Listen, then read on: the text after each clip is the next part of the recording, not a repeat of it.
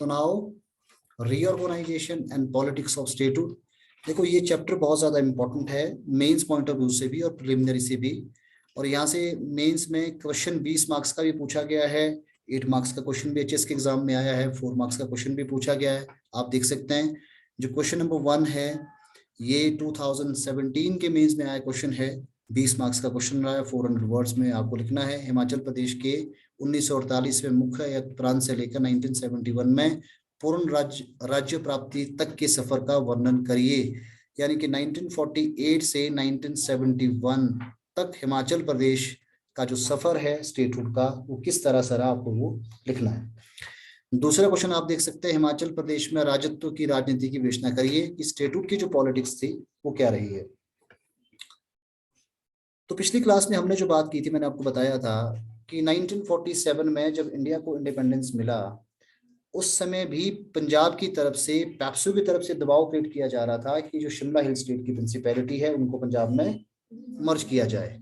उस समय भी प्रजामंडलियों के विरोध के कारण जो है हिल स्टेट का जो मौजूद है हम बचा पाए और हिमाचल प्रदेश हमने एक स्टेट, एक प्रोविंस के रूप में उसको हमने फॉर्म किया। लेकिन 1948 के बाद भी लगातार ये प्रयास रहा कि हिमाचल प्रदेश को समाप्त कर दिया जाए। 1948 के बाद भी ये बिल्कुल लगातार प्रयास रहा कि हिमाचल प्रदेश को समाप्त करके इसको पंजाब में मर्ज कर देना चाहिए। चलिए आइए इस बारे में बात करते हैं कि 1948 से 51 के बीच में क्या है। तो 1948 यानी कि फॉर्मेशन की डेट हिमाचल प्रदेश की 15 अप्रैल 1948 की है और हिमाचल प्रदेश को चीफ कमिश्नरी प्रोविंस के रूप में रिकॉग्निशन मिलता है। और हिमाचल प्रदेश के पहले चीफ कमिश्नर थे एनसी मेहता, और एनसी मेहता को असिस्ट करने के लिए 30 सितंबर 1948 में 9 मेंबर एक एडवाइजरी काउंसिल का फॉर्मेशन किया गया। This is very very important. तो यहाँ से क्वेश्चन आने की पूरी संभावना हो सकती है। 30 सितंबर 1948 को एक एडवाइजरी काउंसिल का गठन किया गया जिसका काम था कि गवर्नेंस के मैटर पर चीफ कमिश्नर को एडवाइस देना। क्वेश्चन एग्जाम में कहां से पूछने की संभावना हो सकती है, टोटल मेंबर कितने हैं, 9 मेंबर। इसमें से जो 6 मेंबर है they were a people's representative and 3 members were nominated by principality of Mandi, Chamba and Baghat. तो एग्जैक्टली ये आपको मालूम होना चाहिए। 3 जो मेंबर है वो नॉमिनेटेड मेंबर है, उनको अलग अलग प्रिंसिपैलिटी से नॉमिनेट किया गया, जिसमें कि मंडी, चंबा और बघाट आपको मालूम होगा 3 प्रिंसिपैलिटी है। और 6 जो मेंबर है they were the peoples representative, जिसमें कि डॉक्टर वाई एस परमार है, स्वामी पूर्णानंद है, पंडित पदम देव है, अवतार चंद है, आपका लाला शिवचरण दास है और श्रीमती लीला देवी है। देखो लीला देवी वही लीला देवी है जो कि हिमाचल प्रदेश से पहली राज्यसभा सांसद नियुक्त की गई। तो ध्यान रखने वाली बात है। अगर आपको मालूम होगा 2020 के पेपर मैचेस में एक सवाल पूछा गया था, write down the contribution of women in Himachal Pradesh. Himachal Pradesh में महिलाओं के कंट्रीब्यूशन को बताइए कि ऐसी इंपॉर्टेंट वुमेन्स कौन सी हुई जिन्होंने हिमाचल प्रदेश में कंट्रीब्यूट किया। तो उसमें जाहिर सी बात है इनका लीला देवी का नाम भी आएगा। ठीक है, हाँ फर्स्ट सांसद है, फर्स्ट वुमेन सांसद इन राज्यसभा। तो टोटल जो है ये 9 मेंबर बॉडी है जो कि एडवाइजरी कमेटी कॉन्स्टिट्यूट की गई है। इसमें से 6 मेंबर जो है पीपल्स रिप्रेजेंटेटिव और 3 मेंबर है nominated by the principality of Mandi, Chamba और बघाट। देखो क्वेश्चन किस तरह से आ सकता है, सवाल ये भी पूछा जा सकता है कि जो 9 मेंबर एडवाइजरी काउंसिल थी उसमें किन रियासतों का रिप्रेजेंटेशन था, मंडी, चंबा, बघाट। और क्वेश्चन ये भी आ सकता है कि निम्नलिखित में से कौन एडवाइजरी कमेटी का जो मेंबर नहीं था। तो ऑप्शन आपके पास दिए होंगे सारे के सारे, उसमें से आपको आइडेंटिफाई करना है कौन था कौन नहीं था। तो इस तरह के क्वेश्चन आने की पूरी संभावना है। तो पॉइंट अब ये है कि सीधा सीधा आपको ये टोटल 9 के 9 मेंबर के बारे में जानकारी होनी चाहिए और आपको ये भी मालूम होना चाहिए कि एडवाइजरी काउंसिल का गठन कब हुआ, 30 सितंबर 1948 को। ये दोनों इफेक्ट आपके लिए बहुत ज्यादा इंपॉर्टेंट होंगे। So this is very very important. अब हुआ क्या, मैं आपको कुछ बातें तो कहानी के फॉर्म में समझाऊंगा, बाकी जहां मुझे लगता है कि इंपॉर्टेंट पॉइंट है वो आपको मैं पॉइंट आउट करूंगा। अब देखो 1948 से लेकर अब एडवाइजरी काउंसिल और चीफ कमिश्नरी कॉन्सेप्ट हिमाचल प्रदेश में चल रहा है। यानी कि एडमिनिस्ट्रेशन और डेवलपमेंट की जिम्मेदारी है चीफ कमिश्नर की, और चीफ कमिश्नर को असिस्ट करने के लिए एक एडवाइजरी बॉडी बनाई गई है। लेकिन एडवाइजरी बॉडी का मतलब होता है सिर्फ एडवाइस देना।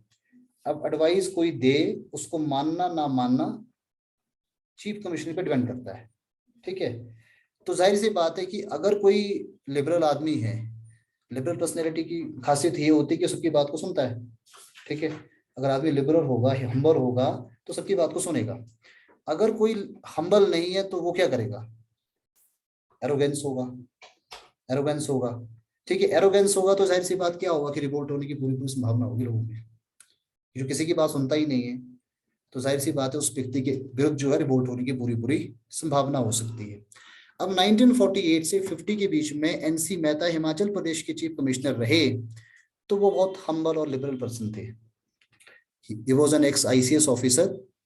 तो 1948 से 1950 के बीच में एडवाइजरी काउंसिल और चीफ कमिश्नर के बीच के जो रिलेशनशिप्स थे बहुत ही स्वीट रिलेशनशिप है।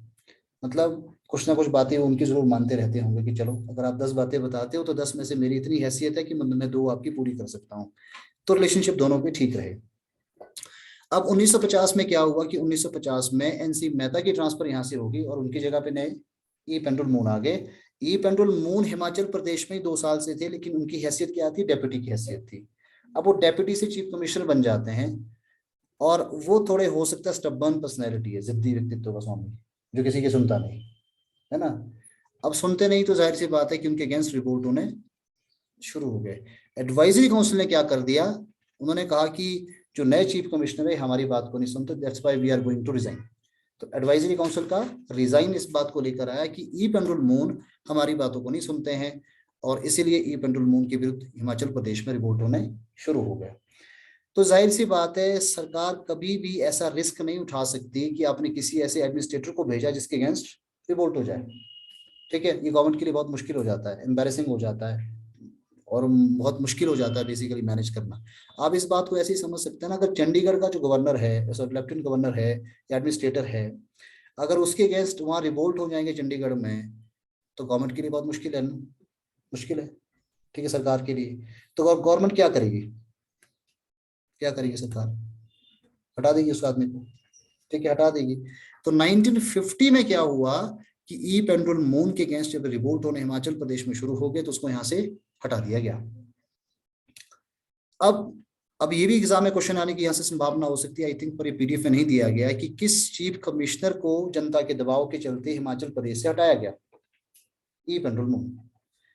तो ई पेंडुल मून उनका पूरा नाम है। इससे पहले एनसी मेहता ने अपना पूरा टेन्योर कंप्लीट किया, लेकिन ई पेंडुल मून को जनता के दबाव के चलते हिमाचल प्रदेश से हटाया गया क्योंकि उनके विरुद्ध रिवोल्ट होने शुरू हो गए। ठीक है, अब तीसरे नंबर पे जो चीफ कमिश्नर आते हैं वो चीफ कमिश्नर कौन है? भगवान साय। तो यही सारे क्वेश्चन है जो यहाँ से पूछने की संभावना एग्जाम में होगी। इससे बाहर कोई भी क्वेश्चन एग्जाम में नहीं आएगा। और एक और बात आपको ध्यान ध्यान रखने वाली बात होगी कि उस समय चीफ कमिश्नरी जो ऑफिस होता था शिमला में, वो कहाँ होता था? फॉरेन ऑफिस बिल्डिंग हुआ करती थी अंग्रेजों के जमाने की, उस बिल्डिंग में हुआ करता था। फॉरेन ऑफिस बिल्डिंग थी शिमला में, उस बिल्डिंग में चीफ कमिश्नर का ऑफिस हुआ करता था। ठीक है, और आपको मालूम होगा कि 1952 में जब हिमाचल प्रदेश में पहली गवर्नमेंट बनी तो उस समय हिमाचल गवर्नमेंट को कहते थे हिमाचल धाम, धाम, हिमाचल धाम। ठीक है, फॉरेन ऑफिस, फॉरेन ऑफिस। जब गवर्नमेंट पहले हिमाचल प्रदेश की बनी, जो सेक्रेटरीट गवर्नमेंट का था उसे कहते थे हिमाचल धाम। उसको हम आगे भी बढ़ेंगे। तो आई थिंक आप 1948 से 1950 के बीच की जो घटनाक्रम हिमाचल प्रदेश में हुआ सारा समझ गए होंगे। ठीक है, 1948 से 1950 के बीच में सब ठीक ठाक, क्योंकि जो गवर्नर हिमाचल, जो चीफ कमिश्नर हिमाचल प्रदेश के एनसी मेहता है, वो हम्बल मैन है, सबकी बात को सुनते हैं, सबके साथ आगे बढ़ने में विश्वास रखते हैं। लेकिन 1950 में ई पेंडुल मून आए जो कि किसी की बात को नहीं सुनते हैं, स्टबर्न है, और उनके विरोध में एडवाइजरी काउंसिल ने उन्होंने, मतलब वो जब रिवोल्ट हो गया तो उन्होंने अल्टीमेटली रिजाइन कर दिया, जिससे उनको हटाया गया। और 1951 तक, अब थोड़े समय के लिए, भगवान साय हिमाचल प्रदेश के चीफ कमिश्नर रहे। अब यहाँ, इससे पहले कि हम आगे की बातचीत पढ़े, 1950 में एक और बहुत इंपॉर्टेंट घटनाक्रम हिमाचल प्रदेश में हो रहा है। आई थिंक मैंने इसकी कुछ झलक आपको पिछले कल भी बता दी थी, अब आप कंप्लीट झलक यहाँ देखेंगे। अब यहाँ जो है एब्जॉर्प्शन ऑफ एनक्लेव ऑर्डर है 1950 का, ये पॉइंट मैं कहीं आपको नीचे हाईलाइट कर देता हूँ। आप इसको जरूर देखेंगे। एब्जॉर्प्शन ऑफ एनक्लेव ऑर्डर है 1950 का। This is very very important. इसके द्वारा कुछ स्टेट्स को ट्रांसफर कर दिया गया जी, एक्सचेंज हुए कुछ स्टेट्स, यानी कि जो प्रॉपर्टीज थी वो ट्रांसफर हो गई, एक्सचेंज कर दी गई। कुछ पंजाब का हिस्सा हिमाचल प्रदेश में मर्ज कर दिया गया, कुछ हिमाचल प्रदेश का हिस्सा पंजाब में मर्ज कर दिया गया। तो ये बहुत इंपॉर्टेंट है। अब्जॉर्प्शन ऑफ एनक्लेव ऑर्डर है 1950 का। यहां से एग्जाम में क्वेश्चन आने की पूरी पूरी संभावना होगी, इसको आपने कवर कर लेना, ये बहुत इंपॉर्टेंट पॉइंट है। अभी तक जितने भी हमने क्वेश्चन डिस्कस किए हैं वो सारे वो क्वेश्चंस है जो बहुत कॉमन सवाल है, जिससे पहले मल्टीपल टाइम एग्जाम में रिपीट हो चुके हैं। लेकिन जो 1950 का एनक्लेव ऑर्डर है, ये कंपैरेटिवली नया एरिया, यहाँ से क्वेश्चन एग्जाम में आने की संभावना होगी। आपका फोकस एरिया ये होना चाहिए। अब 1950 में जो एनक्लेव ऑर्डर है उसमें हुआ क्या, उसमें जो मासू डिस्ट्रिक्ट में कुछ चेंजेस लाए गए। तो आप ये समझ सकते हैं कि 1950 का जो ये एनक्लेव ऑर्डर है, ये मासू का रीऑर्गेनाइजेशन है, मासू का रीऑर्गेनाइजेशन है। ऐसा ही 1972 में भी हुआ था, ऐसा ही 1966 में भी हुआ था। 1972 में भी मासू, शिमला और कांगड़ा को रीऑर्गेनाइज किया गया था। लेकिन 1950 में ये जो एनक्लेव ऑर्डर है, ये सिर्फ मासू के संदर्भ में है। तो this is very very important. इसके द्वारा क्या हुआ, ध्यान रखने वाली बात है जी। सबसे इंपॉर्टेंट बात है कि कोटखाई और कुमारसैन को हिमाचल प्रदेश में मर्ज कर दिया गया। ये ध्यान रखने वाली बात है। यहाँ से इंडिपेंडेंट क्वेश्चन पूछने की संभावना हो सकती है कि कोटखाई और जो कुमारसैन है, इनको हिमाचल प्रदेश में कब मर्ज किया गया, 1950 में, 1950 में। ये क्वेश्चन बहुत बार पूछा गया कि कोटगढ़ और कोटखाई इससे पहले कहाँ थे, पंजाब डिस्ट्रिक्ट का हिस्सा हुआ करते थे 1950 में। रितिका आप थोड़ा सा प्लीज, हाँ ये कर्सर हटा दीजिए स्क्रीन से ना। तो 1950 में कोटखाई और कुमारसैन जो है, दोनों ही जो क्षेत्र थे, इनको हिमाचल प्रदेश में मर्ज कर दिया गया। इससे पहले पंजाब का हिस्सा हुआ करते थे। दोनों ही पॉइंट आपको बिल्कुल ध्यान रखने हैं, यहाँ से क्वेश्चन आने की संभावना होगी, ध्यान रखना आपने। अच्छा, कोटखाई जब मासू में मर्ज हुआ, ध्यान रखना कोटखाई कुमारसैन किस में मर्ज हुए, मासू डिस्ट्रिक्ट में। अब इनका जो आपका स्टेटस है वो क्या हुआ, कोटखाई का जो स्टेटस है वो सब तहसील का कर दिया गया, एक इंडिपेंडेंट एडमिनिस्ट्रेटिव यूनिट बनाया गया इसको, और इसका रिकॉग्निशन बन गया सब तहसील का। ध्यान रखना इसमें। और इसमें कौन कौन सा रीजन था, कोटखाई है, खनेटी है, धनकोटी है, कुमारसैन और बलसन का कुछ भाग इसमें सम्मिलित कर दिया गया। तो नई उप तहसील बनती है कोटखाई। इससे पहले उप तहसील 2 हमारी थी, भरमौर और पांगी थी, और तीसरी उप तहसील बनती है 1950 में, उप तहसील बनती है कोटखाई। ठीक है, तो ये बहुत इंपॉर्टेंट होगा।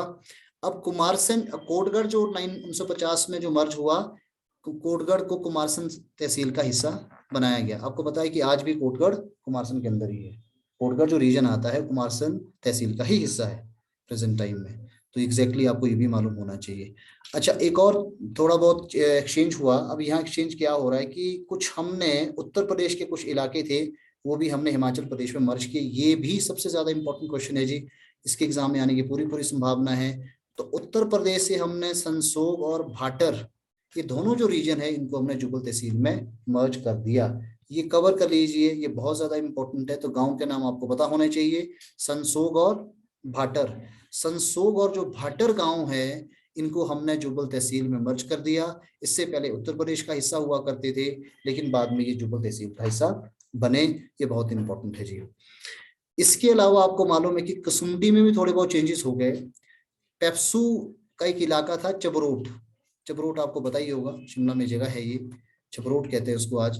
तो चबरोट जो है, इसको मर्ज किया गया कुसुम्पटी तहसील में। तो एग्जैक्टली आपको जो नया एरिया मर्ज हो रहा है, अच्छे तरीके से कवर करना, यहाँ से क्वेश्चन आने की पूरी पूरी संभावना होगी।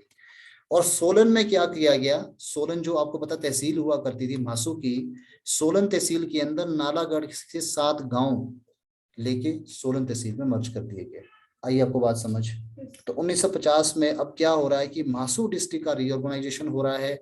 मासू डिस्ट्रिक्ट से कुछ क्षेत्र लिए जा रहे हैं और कुछ क्षेत्र मासू डिस्ट्रिक्ट में मर्ज किए जा रहे हैं।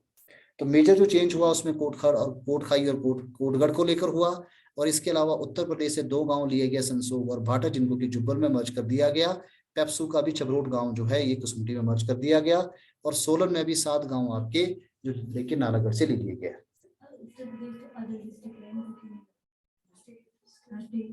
हाँ, उस समय जो आज का प्रेजेंट टाइम का उत्तराखंड है ना, वो उत्तर प्रदेश ही हुआ करता था।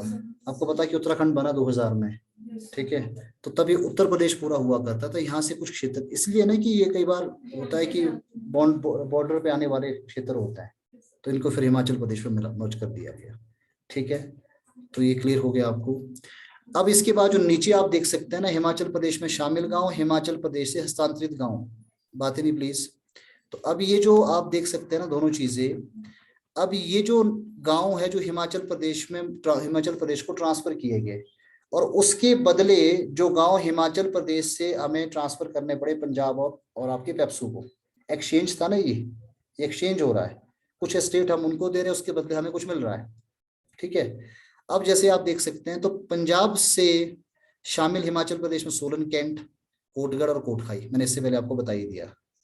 ठीक है, अंबाला कैंट की तरह ही पहले सोलन कैंट हम कहते थे, नाम बहुत बात तक रहा, इवन 2003-4 में भी इसको सोलन कैंट ही बोलते थे, मुझे भी याद है। सोलन को आज तो सोलन ही कहते हैं ना, पर इसको कैंट कहते थे, सोलन कैंट, जैसे अंबाला कैंट है ना। ये मुझे भी याद है कि 2002-3 में भी इसको सोलन कैंट हम बोलते थे। तो मतलब ये कि पंजाब से क्या लिया हमने, सोलन कैंट का इलाका ले लिया। सोलन कैंट का मतलब सोलन बाजार, जो सोलन बाजार है आपका, जो हेडक्वार्टर है सोलन का, वो क्षेत्र पहले सोलन में नहीं था। तो सोलन कैंट हमने लिया, कोटगढ़ हमने ले लिया, और कोटखाई हमने ले लिया। कहाँ से लिया? पंजाब से। तो ये भी एग्जाम में क्वेश्चन आ सकता है कि सोलन कैंट, कोटगढ़ और कोटखाई का क्षेत्र हमने कहाँ से लिया? पंजाब से। और पेप्सू से हमने क्या लिया? पेप्सू का मतलब है जो पटियाला यूनियन है, उसको मिला के पेप्सू हमने बनाया था। पेप्सू से हमने कुफरी ले लिया ये, तो इसका मतलब ये कि 1950 में कुफरी जो है ये पेप्सू में था, पटियाला में था। मैंने आपको कहा था ना कल भी कि पटियाला के राजा की प्रॉपर्टी बहुत थी शिमला हिल स्टेट में। जैसे मैंने अभी कल भी आपको बताया था कि शिलारू, अगर आप कभी जाएंगे शिलारू में, आज भी बहुत आपके ऑर्चर्ड आपको दिखाई देंगे जो कि पटियाला के राजा के ऑर्चर्ड है, अभी भी है प्रॉपर्टीज। मैं, आप उधर से है ना, है ऑर्चर्ड वहाँ थोड़ा पीछे है ना, तो क्षेत्र तो आई थिंक वही आता, शिलारू ही आता होगा। कंडियाली, यस एग्जैक्टली, कंडियाली। कंडियाली में जो आप बगीचे देखेंगे वो पटियाला के राजा के आज भी है। ओक ओवर किसका था, जहाँ आज हिमाचल प्रदेश के मुख्यमंत्री रहते हैं? ओक ओवर इस पटियाला के राजा का। सबा और कसौली किसका है? पटियाला के राजा का। डगशई किसका है? पटियाला के राजा का। चायल किसका है? पटियाला के राजा का। तो पटियाला का जो राजा था उसकी अलग अलग जगहों पे प्रॉपर्टीज थी यहाँ।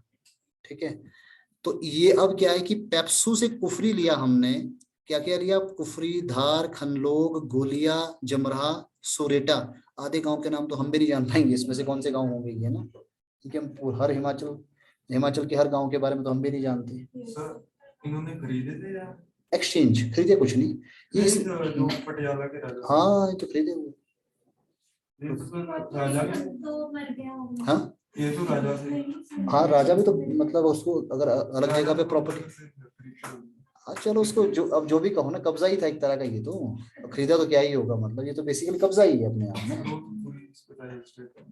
नहीं पूरी पटियाला का पूरी इस पे नहीं रहा है, क्योंकि शिमला तक तो आपको पता सिख पहुंच ही नहीं पाए पूरी तरह से ना, नहीं पहुंच पाए। शिमला जो है सिखों के आक्रमण से पूरी तरह से महफूज रहा, क्योंकि उनको मालूम था कि शिमला में अंग्रेज बैठे हुए हैं। 1815 में अंग्रेज पहुंच चुके थे यहाँ। तो सिख जो कौम है वो 1809 के बाद ही ताकतवर बनती है।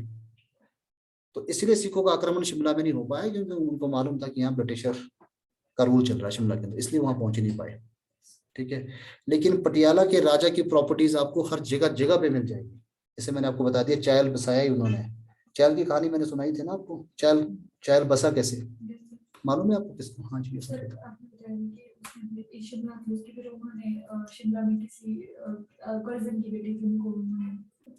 किडनैप करने की कोशिश की यहाँ से, स्कैंडल पॉइंट, स्कैंडल पॉइंट पे, तभी स्कैंडल पॉइंट नाम पड़ गया, स्कैंडल हुआ वहां पे, स्कैंडल। हाँ 1904 का ये पूरा घटनाक्रम है, आपको पता, कर्जन की बेटी थी, उसकी बेटी का नाम नाल दे रहा था। और उस तरफ से पंजाब से कौन था राजा? पटियाला से भूपिंदर सिंह, जो कि सबसे बदनाम राजा रहा है। जो आप सुनते होंगे ना पटियाला के राजा की रानियां बहुत रहे, ये उसी की रानियां थी। कितनी रानियां थी? बस, मतलब बस इसलिए बोल रहा हूँ कि इतना तो ज्यादा फिगर होगा मेरे हिसाब से तो, है ना। तो बहुत बदनाम, चलो एनी हाउ वो बहुत बदनाम राजा रहे। तो उन्होंने क्या किया कि कर्जन की बेटी को वहां से किडनैप करने का प्रयास किया। और कर्जन आपको पता है हिंदुस्तान का बादशाह उस समय वायसराय है, तो वायसराय के साथ ऐसा हो तो जाहिर सी बात है। तो वायसराय ने बैन कर दिया कि पटियाला का राजा कोई भी शिमला नहीं आएगा, बैन कर दिया उनको पूरी तरह से। अब वो बैन हो गए तो उसके बाद राजधानी कहाँ बनती है, चाय। तो यस, और आपको पता ना ये पटियाला का राजा एक और बड़ा नाम रहा है, पटियाला पैक, आपको पता है ना, ये उन्हीं के जमाने की है। मतलब ये सब उसी उन्हीं की, अगर आप उनकी कभी हिस्ट्री पढ़ेंगे तो आपको पता चलेगा। ये सारा भूपेंद्र सिंह के शौक है पूरे के पूरे। मतलब अपनी पावर दिखाने के लिए करते थे यहाँ पे शौक। देखो राजाओं के शौक होते हैं ना, पावर तो ऑलरेडी है उनके पास, तो शौक होता है। ब्रिटिशर्स को तो वो चाहते ही होंगे अपनी पावर। हाँ ब्रिटिशर्स को तो वो चाहते ही होंगे अपनी पावर दिखाना। हाँ बिल्कुल बिल्कुल, वो तो है, ये पावर तो चाहते थे दिखाना, वो तो है, ये पावर थी उनके पास ऑलरेडी, पर ये भी था कि अंग्रेजों को दिखाएं अपनी जरा पावर। तो फिर जो जिनको वो ले गए थे क्वीन, वो वापस आई। क्वीन कौन है? क्वीन तो रहती है इंग्लैंड में, लंदन में, वो नहीं कहीं भारत आई कभी, चाहे विक्टोरिया हो चाहे एलिजाबेथ हो, वो नहीं, चाहे मेरी हो, वो नहीं आ सकते ना, क्वीन तो क्वीन ही है जी। हाँ उसको प्रिंसेस भी नहीं कह सकते, प्रिंसेस कौन होगी, क्वीन की बेटी प्रिंसेस होगी ना, वो तो सिर्फ इतना वायसराय की बेटी थी बस, मान लो आप उसको। वो तो मैं उसको तो मैं बस जनरली ऐसे ही कह रहा हूँ कि वो क्या है, उसको मैंने नाम दे दिया बादशाह का, लेकिन बादशाह नहीं है ना वो बादशाह नहीं है। बैठिए प्लीज बैठिए, वो बादशाह नहीं है, वो तो मैंने जस्ट बादशाह नाम आपको ऐसे ही कह दिया, सो कॉल्ड है ना, क्योंकि वायसराय है।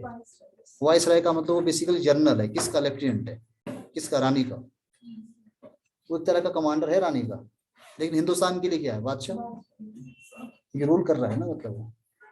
ठीक है, जैसे अगर आप हिमाचल प्रदेश के गवर्नर की बात बताओ तो हिमाचल प्रदेश के गवर्नर कौन है, यहाँ के मुखिया, लेकिन वो क्या है, एक तरह के कमांडर है किसके लिए, राष्ट्रपति के लिए।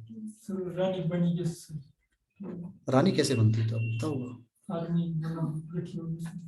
आर्मी रखी हुई नहीं। देखो ये जो ब्रिटिश एम्पायर है ना, उसकी बहुत लंबी कहानी है, दुनिया का सबसे प्राचीनतम एम्पायर में से एक एम्पायर है।